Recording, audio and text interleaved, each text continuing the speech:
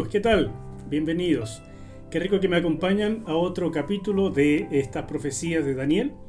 Y hoy día nos toca el capítulo 8, un capítulo muy interesante porque volvemos al hebreo, ¿no es cierto? ¿Se acuerdan que hasta el capítulo 7 habíamos estado con arameo y ahora vuelve al hebreo precisamente porque ahora retomamos las profecías que tienen que ver con Israel? Israel va a estar en el centro, en el núcleo de la polémica y de la profecía del capítulo 8 en adelante, ¿ya? Así que si tienes tu Biblia, ábrelo ahí y vamos a ir leyendo del versículo 1 hasta el final del capítulo y voy a ir haciendo algunos comentarios mientras voy leyendo, así aprovechamos mejor el texto y después nos vamos a los detalles. ¿Te parece? Bueno, Daniel capítulo 8, versículo 1 dice: En el año tercero del reinado del rey Belsasar, yo, Daniel, tuve una visión, además de la que antes había tenido. Nos dice que está en el año tercero, o sea, han pasado 2 años de la visión que tuvo en el capítulo 7. Ahora estamos en el año 551 a.C., en el segundo año, en el tercer año, perdón, de Belsasar. Versículo 2. En esa visión vi que estaba yo en las márgenes del río Ulai, en Susa, que es la capital del reino, en la provincia de Elam. La verdad que el tema aquí de dónde se encontraba es interesante desde el punto de vista geográfico, desde el punto de vista de la organización de Babilonia en aquel entonces, pero para la profecía no tiene mucha importancia, entonces no lo voy a tocar ahora, ¿ya? Al levantar la vista, allí, junto al río, vi un carnero. Tenía 2 cuernos muy largos, aunque uno de ellos era más largo que el otro. Y ya nos estamos acostumbrando y empezamos a sospechar de qué se trata por esto de uno más grande que el otro, ¿no es cierto? Y entonces dice que el otro y le había crecido después. Vi también que el carnero embestía con sus cuernos hacia el poniente, el norte y el sur, y que ninguna bestia podía enfrentársele ni librarse de su poder. Hacía todo lo que quería y se ufanaba de ello. Mientras yo trataba de entender esto, por el lado poniente apareció un macho cabrío, que sin siquiera tocar el suelo, fíjate qué interesante eso, así es como que venía volando, otra vez seguramente una referencia a la velocidad. Sin siquiera tocar el suelo, se dispuso a atacar toda la tierra. Tenía entre sus ojos un cuerno muy prominente. Cuando llegó a donde estaba el carnero de 2 cuernos que yo había visto en la ribera del río, se lanzó contra él con todas sus fuerzas. Y vi cuando llegó hasta el carnero y lo atacó, lo hirió y le quebró sus 2 cuernos, y el carnero no tenía fuerzas para hacerle frente. Así que lo derribó y lo pisoteó, y no hubo nadie que lo librara de su poder. Y este macho cabrío ahora se centra en este otro macho, en este otro animal que también va a representar un reino, como vamos a ver en un momentito.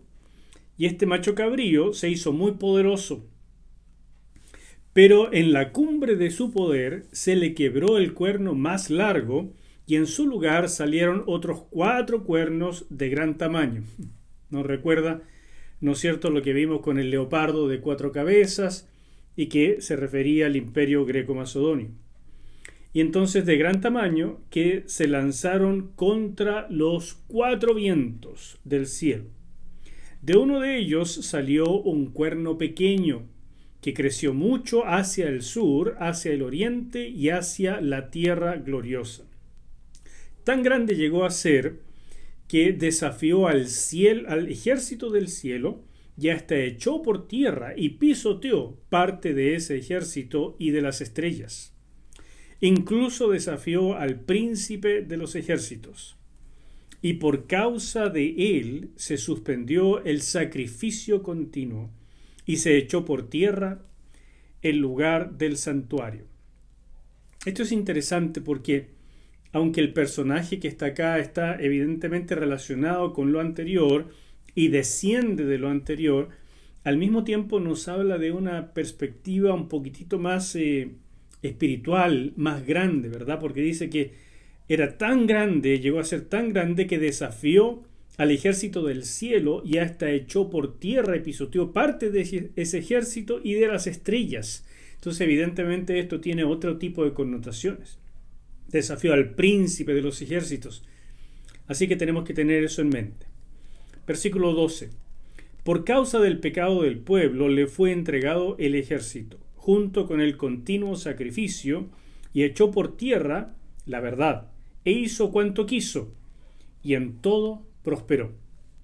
Entonces oí que uno de los santos hablaba y que otro de los santos le preguntaba: ¿hasta cuándo durará la visión del sacrificio continuo y el pecado desolador de permitir que el santuario y el ejército sean pisoteados? En otra versión dice aquí, ¿no es cierto?, la abominación desoladora y cuánto tiempo iba a durar esto. Entonces, mantengamos eso en perspectiva. Y aquí empieza la interpretación. También vimos en el capítulo 7 que aparece un intérprete celestial o angélico, y aquí va a ocurrir algo similar. Versículo 14. Y aquí él dijo: hasta que hayan pasado 2300 tardes y mañanas. Después de eso, el santuario será purificado. Mientras yo, Daniel, contemplaba esta visión y trataba de entenderla, apareció ante mí alguien con apariencia humana. Entonces, desde las márgenes del río, oí la voz de un hombre que gritaba: Gabriel, explícale a este la visión. Y aquí comienza a aparecer este ángel tan poderoso y tan importante en las revelaciones humanas, que es precisamente Gabriel. Gabriel se acercó a mí, lo que me llenó de temor. Así que incliné mi rostro, pero Gabriel me dijo: debes entender, hijo de hombre, que la visión se refiere a los últimos tiempos. Mientras Gabriel me hablaba, yo me quedé dormido y boca abajo. Pero Gabriel me tocó e hizo que me pusiera en pie. Qué interesante esto, el agotamiento espiritual y emocional que produce una cosa como esta. A Daniel lo hizo quedarse dormido. Y Daniel en este momento, que tiene más o menos unos 70 años, por ahí. Entonces, la verdad es que es un hombre en pleno vigor todavía. Va a morir más o menos a los 85. Y nos habla de la vida espiritual también de Daniel. Fíjate que en el año tercero empezó a recibir esta segunda visión. Y yo me imagino que desde la primera, en el capítulo 7 hasta ahora, él no ha estado simplemente mirando las moscas, sino que ha estado orando, inquiriendo, preguntándole al Señor. Y bueno, esto nos ayuda a entender que realmente recibir cosas de Dios no es un asunto como que, oh Señor, dime, y de inmediato empiezan a fluir las cosas. Esto es una verdadera batalla en oración. Versículo 19. Entonces dijo: presta atención que voy a enseñarte lo que sucederá cuando cese la ira de Dios. Esto es para el tiempo del fin, segunda vez que nos dice eso. Tú viste un carnero con 2 cuernos. Esos 2 cuernos son los reyes de Media y de Persia. O sea, si alguna vez tuvimos dudas, aquí está completamente identificado. Y el macho cabrío es el rey de Grecia, o sea, el imperio greco-macedonio. Hay que recordar que Alejandro Magno era más bien macedonio, pero incluye a todo lo que tiene que ver con Grecia. El cuerno grande que tenía entre los ojos es el primer rey. Más claro entonces, imposible, es Alejandro Magno. El cuerno que fue quebrado y los 4 cuernos que salieron de su lugar significa que de esa nación surgirán 4 reinos, aunque no tan fuertes como ella. Cuando estos reinos lleguen a su fin y los pecadores lleguen al colmo de su maldad, se levantará un rey despótico e intrigante. Llegará a tener mucho poder, pero no por méritos propios, y causará grandes daños, pues actuará de manera arbitraria. Será tal su éxito que destruirá a pueblos poderosos y al pueblo de los santos. Sus hechos llevarán la marca de la astucia y del engaño. Se llenará de soberbia y arteramente destruirá a muchos pueblos y desafiará al príncipe de los príncipes, pero será derrotado, y no por la intervención humana. La visión que tuviste de las tardes y mañanas es verdadera, pero tú debes mantenerla en secreto porque aún falta mucho tiempo. Tercera vez que nos dice que es para mucho más adelante. Yo, Daniel, me quedé sin fuerzas y durante algún tiempo estuve enfermo. Una vez restablecido, volví a ocuparme de los negocios del rey, aunque me quedé espantado por causa de la visión, pues no la entendía. Claramente Daniel está en la época de Babilonia y todo esto es para el futuro. Él alcanzó a ver el inicio del imperio greco medo-persa, ¿no es cierto?, cuando estuvo en la época de Ciro, hacia el final de su vida, pero en esta época todo esto es futuro y él entiende que esto tiene que ver con su pueblo y que es su pueblo el que recibe las consecuencias de esto.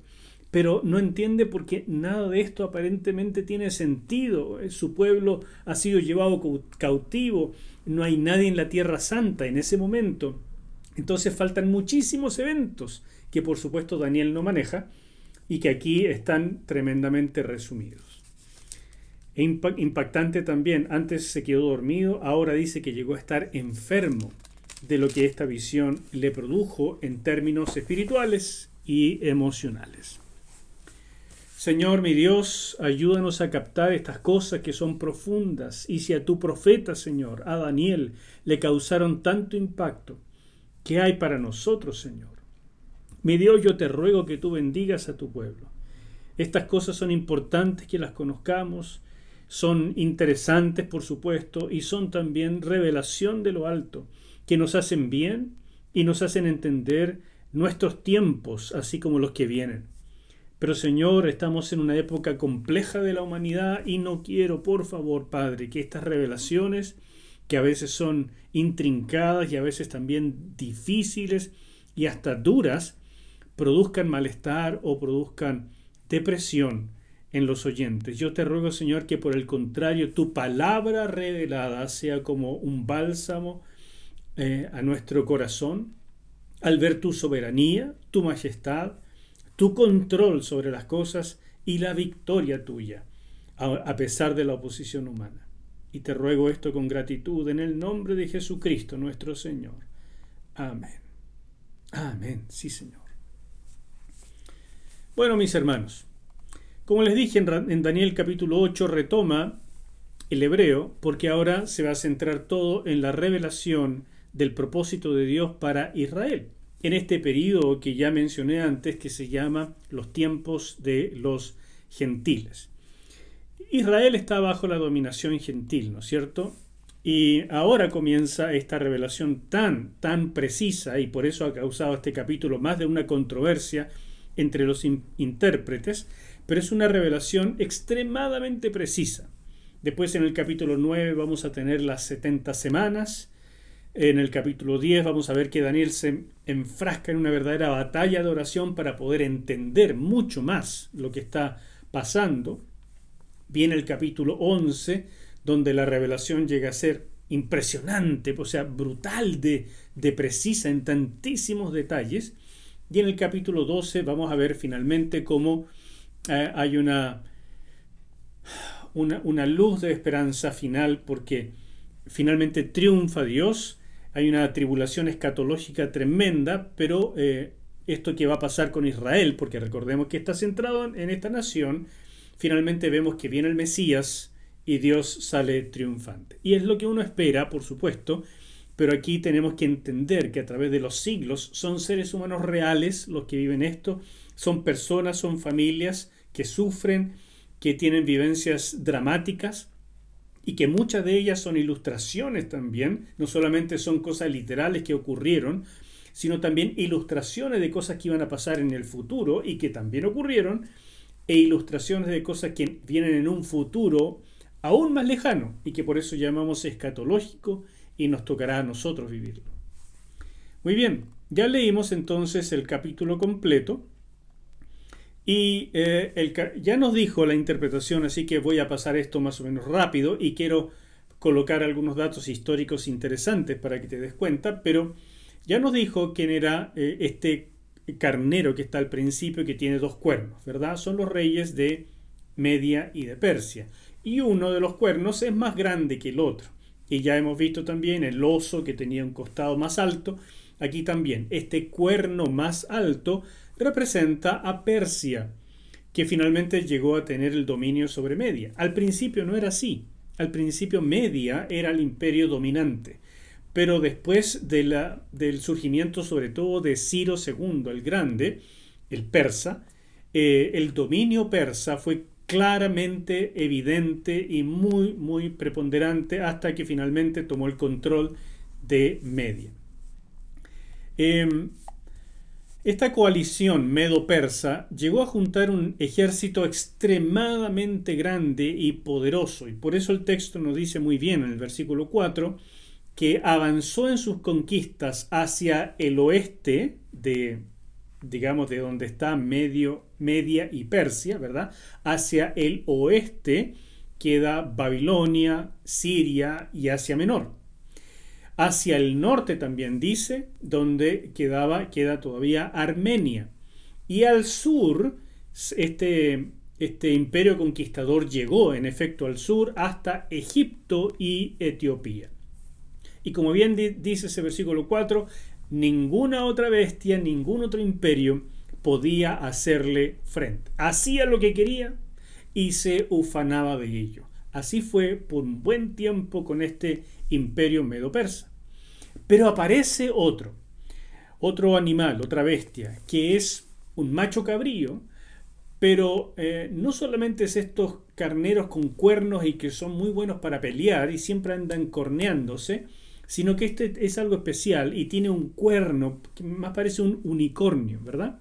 Y esto, por supuesto, es fantástico porque es una visión, ¿no es cierto? Esto es un símil. Y nos dice que este cuerno grande es el rey primero y se refiere, por supuesto, a Alejandro Magno. Y esta carrera de Alejandro, que ya he estado mostrando en varias oportunidades en los mensajes anteriores, fue realmente extraordinaria. Fíjate que, por ejemplo, en el año 334 a.C. comenzó esta campaña, cruzó el estrecho de los Dardanelos y allí derrotó de inmediato al ejército de los sátrapas persas en su primera batalla en el oriente, a orillas del río Gránico. Eso fue así como empezó Alejandro Magno. En el 333, o sea, un año después, derrotó por primera vez a Darío III en la batalla de Isos. Así que ya la cosa se veía mal para los persas. En ese tiempo ya los medos prácticamente eran historia y este imperio se llamaba Imperio Persa. Y solamente 2 años después, en el 331 a.C., derrotó de manera definitiva a Darío. Entonces ya no le quedaba nada más. En unos pocos años Alejandro conquistó todo lo posible en aquella época y por eso la velocidad es tan destacada. En esa famosa batalla de Gaugamela, allí derrotó a Darío III, el persa. Se estableció este imperio greco-macedonio sin rivales, pero repentinamente en el año 323 a.C. Alejandro murió, muy joven. Murió entonces este tremendo conquistador y surgió el dominio de varios de sus generales, no solamente 4, fueron varios y que lucharon entre sí, incluyendo a supuestos descendientes. Y aún la madre de Alejandro metía en todo esto. O sea, una cantidad de disturbios, asesinatos, levantamientos, una historia de bellaquerías, como es la historia humana, ¿no es cierto? Pero finalmente, como expliqué en el mensaje pasado, finalmente quedaron estos 4 grandes sectores divididos en 4 generales importantes que después de estas luchas de más o menos 22 años quedaron al mando. Casandro al mando quedó de Grecia y Macedonia. Ptolomeo, pero que en realidad se hacía llamar Ptolomeo Soler, a cargo de Egipto y Palestina, interesante eso. Lisímaco, Tracia y Asia Menor, y Seleuco Nicátor, a cargo de Siria y el Medio Oriente. Tras la muerte de Alejandro, Judea fue asignada en realidad a Seleuco I, ¿ya? O sea, al que tenía el control de Siria y Medio Oriente. A él se le asignó Palestina, la parte de Israel. Pero en el 320, Ptolomeo de Egipto, Ptolomeo Soter, se alzó y logró controlar esta región y la anexó a su territorio. O sea, estos generales no eran grandes amigos, la verdad es que estuvieron siempre en pugna y donde podían le quitaban territorio a otro. No puedo entrar en más detalles, pero ya se han producido los 3 regresos de los judíos del decreto de Ciro.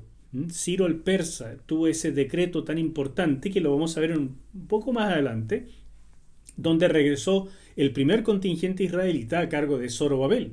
Después regresó otra cantidad a cargo de Esdras y finalmente con Nehemías. Entonces ya se había poblado nuevamente esta zona de Palestina con judíos, el templo estaba reconstruido, también la ciudad de Jerusalén. ¿Me explico? Todo eso ha ocurrido entre medio. Y ahora está el control de este imperio greco-macedonio, pero dividido entre estos generales, porque el imperio medio persa ya es historia.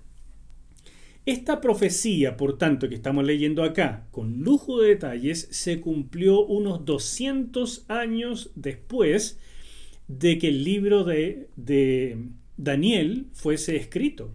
Se cree que este libro se escribió en el 535 a.C. aproximadamente. O sea, Daniel tenía más o menos unos 85 años, muy cerca de su muerte.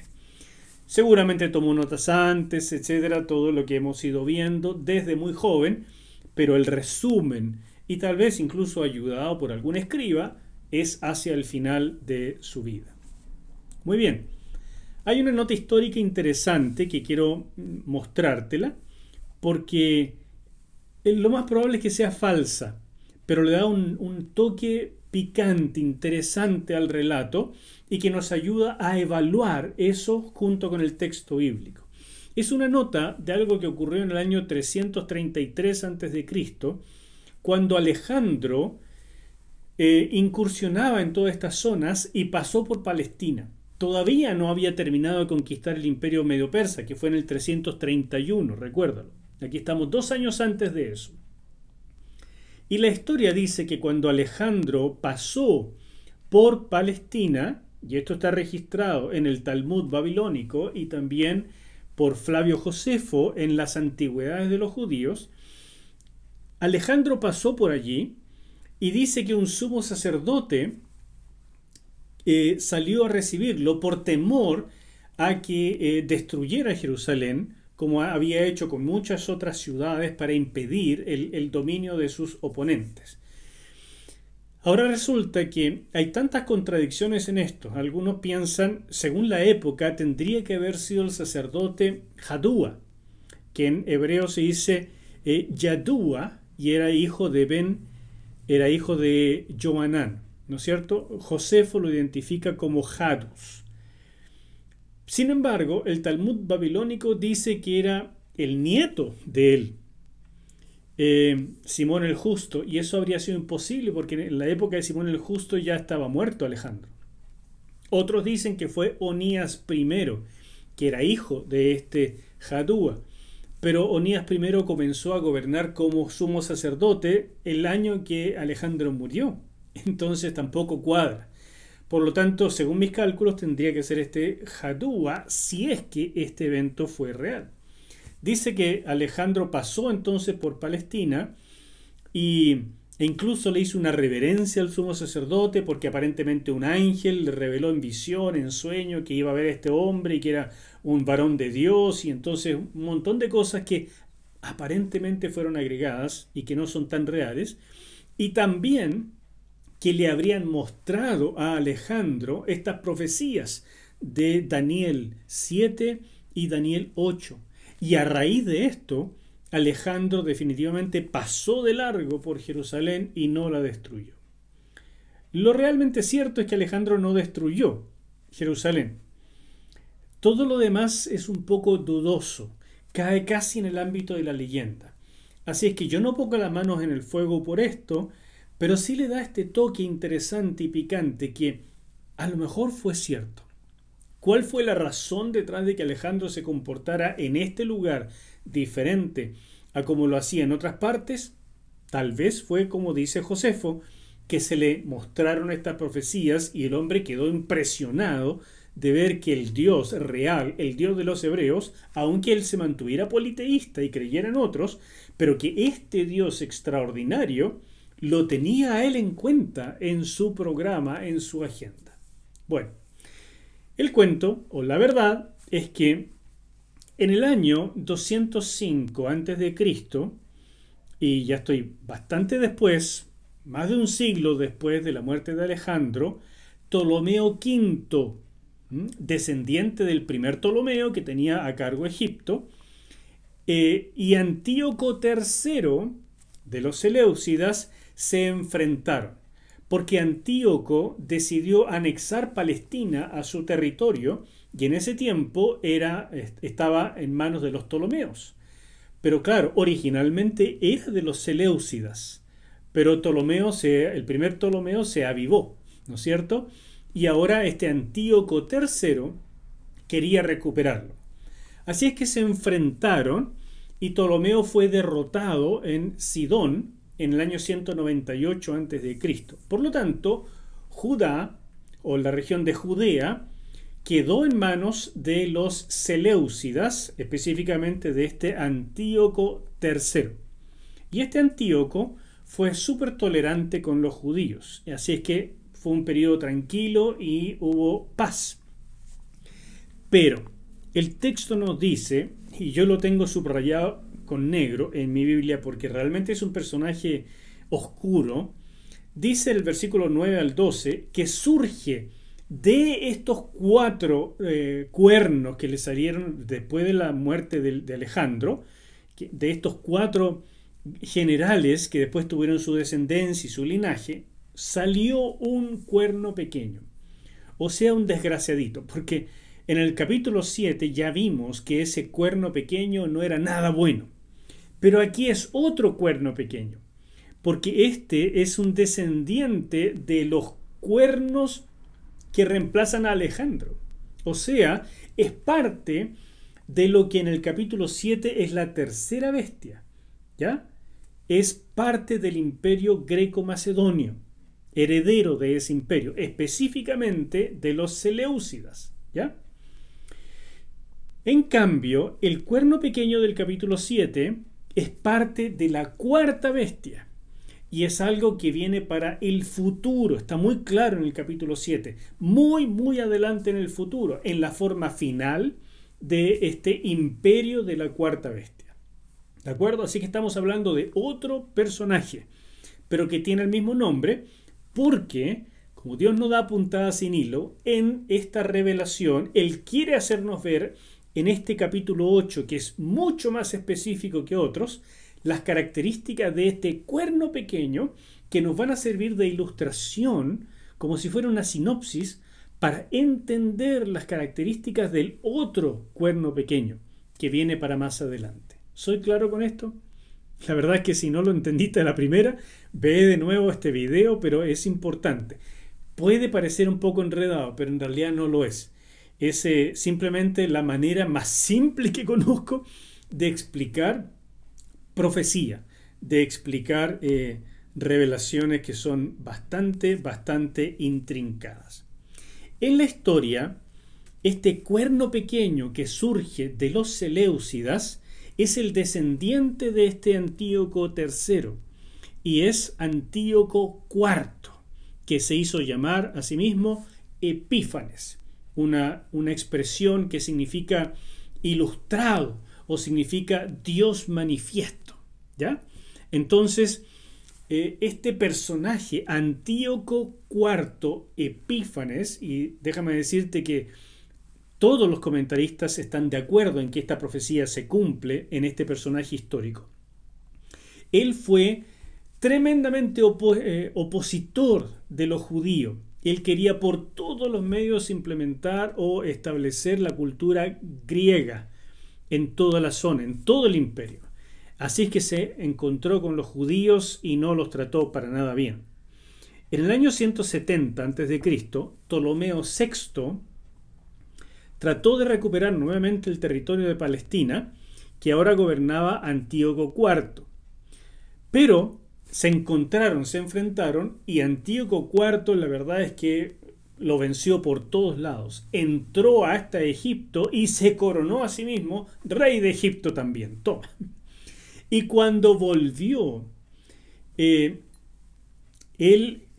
regresó y decidió someter de una vez por todas, claro, envalentonado por todo el éxito que estaba teniendo, como dice el texto, que realmente creció muchísimo y tenía muchísimo éxito y empezó a desafiar a todo. Bueno, decidió someter Jerusalén, que aquí se nombra como la tierra gloriosa, y en esa incursión sometió brutalmente al pueblo judío, desecró o profanó el templo y saqueó los tesoros del templo, se los llevó simplemente. O sea, fue una época tremenda.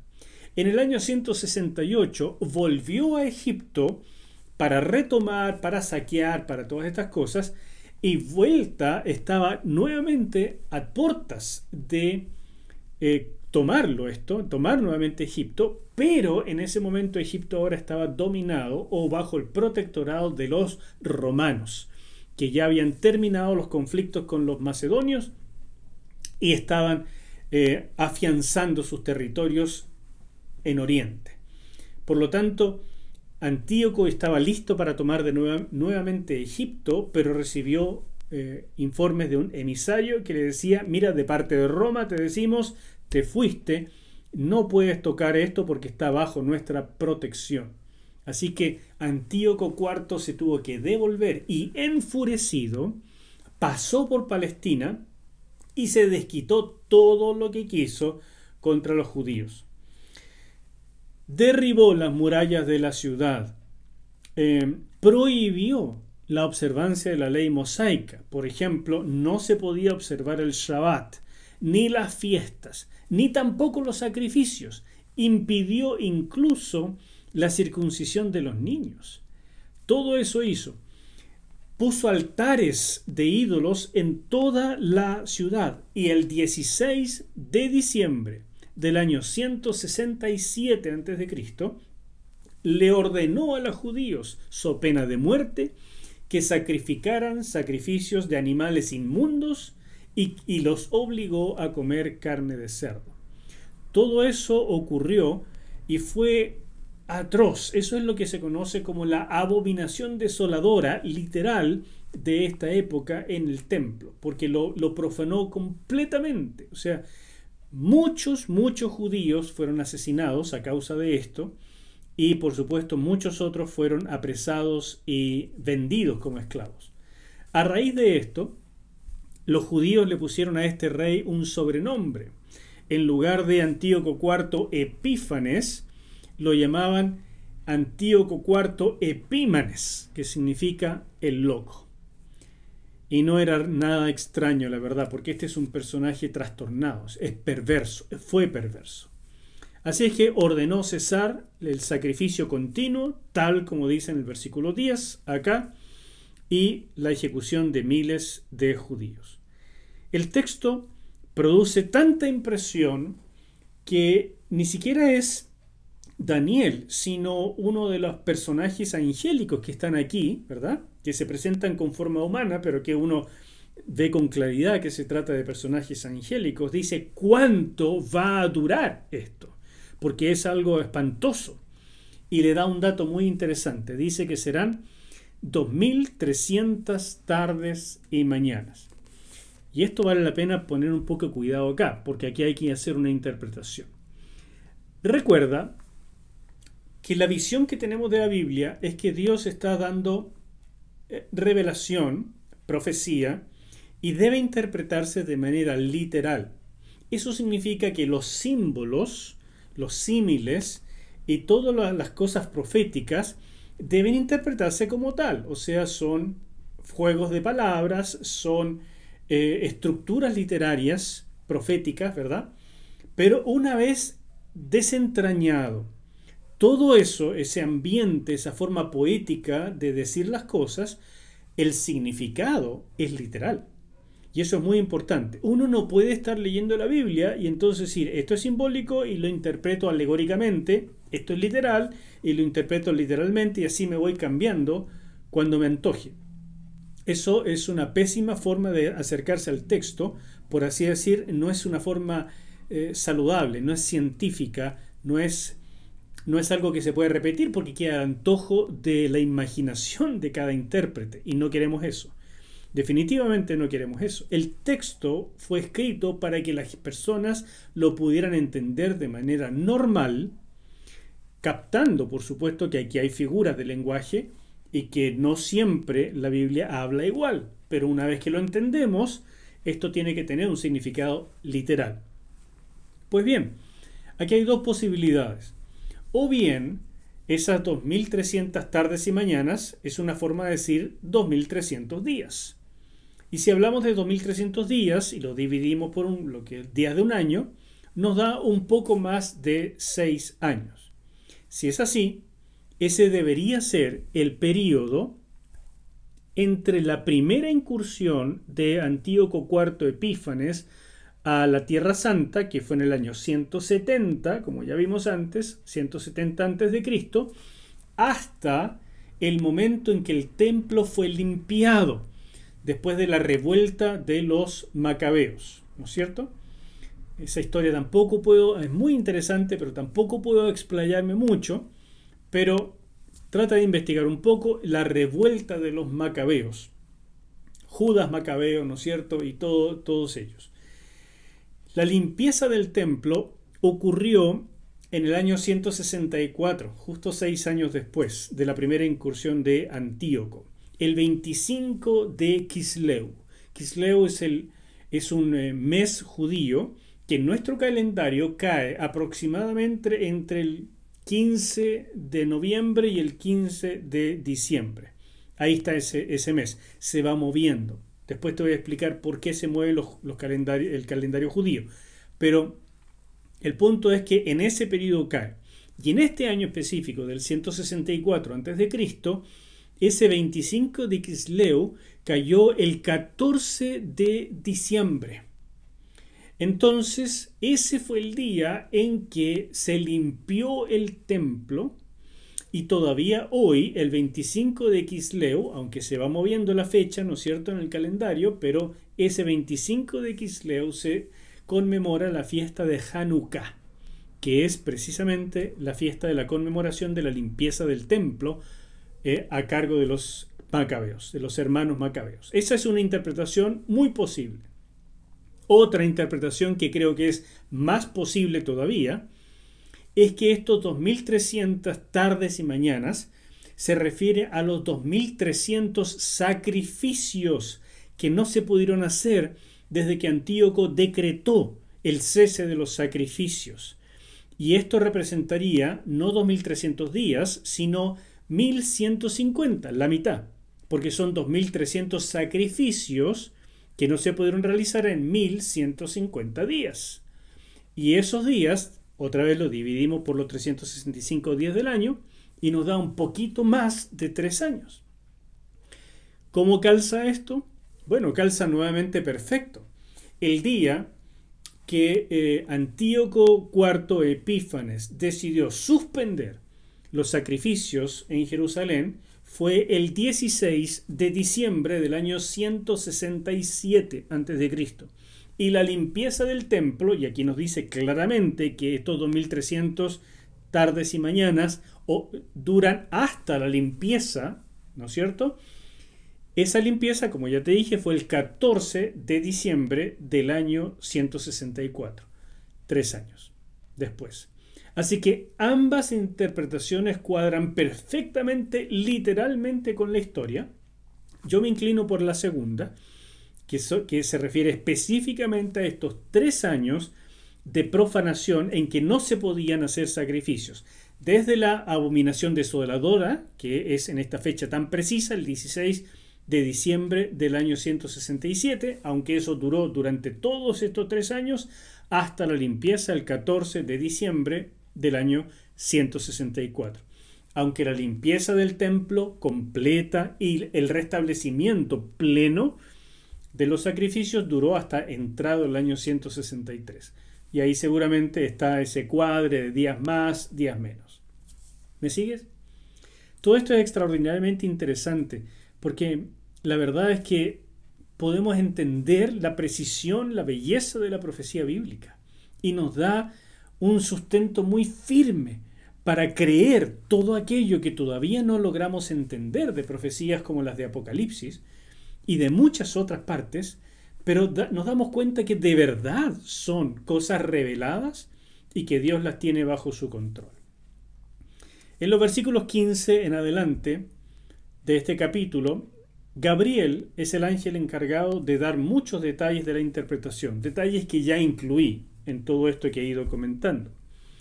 Evidentemente, el personaje tiene que ser más que este Antíoco IV Epífanes. El texto evidentemente nos recalca que en él se cumplió esta profecía. Y así fue. Este señor, este Antíoco IV, es el cuerno pequeño del capítulo 8. Pero es evidente que es figura o tipo de un personaje que viene todavía en el futuro y que es aún peor que él. Otros piensan que esto se cumplió cuando los romanos invadieron Jerusalén y destruyeron el templo en el año 70 después de Cristo. Insisto, yo creo que sí, eso se incluye en todos estos sufrimientos en la historia de los judíos. Pero no para ahí. ¿Incluye el holocausto en la época de los nazis? Sí, seguramente también. Pero todavía viene otra. Vienen más. Porque Jeremías nos habla de los tiempos de angustias para Jacob. Y lo habla en un ambiente realmente escatológico, en un ambiente donde las cosas son de otra dimensión. Así es que evidentemente muchos de estos eventos caen en forma de tipológica de una mirada hacia adelante. Y por supuesto que estas cosas se cumplen literalmente. Esto es una profecía cumplida, pero que al mismo tiempo el texto nos da este sabor. Es hacia el fin. Guárdalo como en secreto porque es cosas que vienen para el final de los tiempos, para mucho tiempo más allá. Claro, para Daniel, 2 o 3 siglos más allá es mucho tiempo. Pero esto va aún más allá que eso, porque este se atreve incluso contra el príncipe de los príncipes, y ese no puede ser otro que nuestro Señor Jesucristo. Por lo tanto, Antíoco IV es el cumplimiento inicial de esta profecía, pero al mismo tiempo él se transforma en un símbolo, un tipo o una ilustración de un personaje mucho más perverso y catastrófico que viene hacia el final de los tiempos. La visión, como dije, produjo un tremendo impacto en Daniel, y eso es lo que pasa cuando uno está en esta comunión con el Señor y va entendiendo los planes, porque son planes que incluyen mucho sufrimiento. ¿Por qué? Porque la maldad humana es tremenda. Entonces Dios no quiere venir a juzgar, y la prueba de eso es que Él mandó a Jesucristo para reemplazarnos en la cruz y redimirnos. Pero la oposición humana, la maldad, la testarudez es extraordinaria, por lo tanto no queda otra que estas cosas que fueron anunciadas proféticamente como posibilidades se transforman en cosas ciertas que se van a cumplir sí o sí, porque el hombre termina empujando la historia hacia esto que de verdad Dios lo considera una obra extraña, una obra que Él no quisiera realizar. Es cierto que nosotros no debemos tragarnos todo lo que se dice. Hay fake news, ¿no es cierto? como esta aparentemente del paso que Alejandro hizo por la tierra de Palestina. Es posible que fuera falso. La verdad es que tampoco puedo asegurarlo. Pero es posible que fuera falso y es lógico, es natural y es bueno que paremos las antenitas y que no nos traguemos cualquier cosa. Pero cuando hemos examinado a fondo este tipo de profecías y nos damos cuenta que se cumplen literalmente, entonces tenemos que cambiar el switch y pasar de estudiantes a adoradores. Tenemos que dejar de tratar la Biblia como un libro simplemente para examinarlo y para volvernos nosotros los jueces de la Biblia y admitir que es la Biblia la que nos juzga a nosotros. Esa actitud es fundamental cuando nos enfrentamos a la verdad de Dios.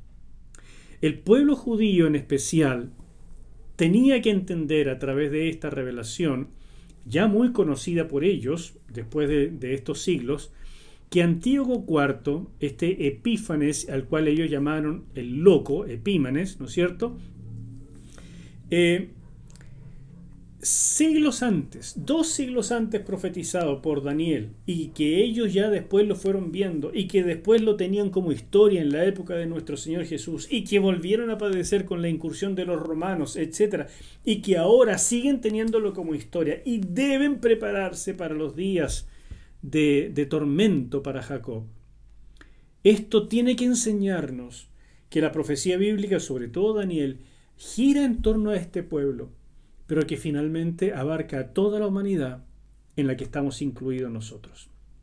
Por tanto, no es solamente la persecución de aquí del capítulo 8 del siglo IV antes de Cristo o del siglo I después de Cristo.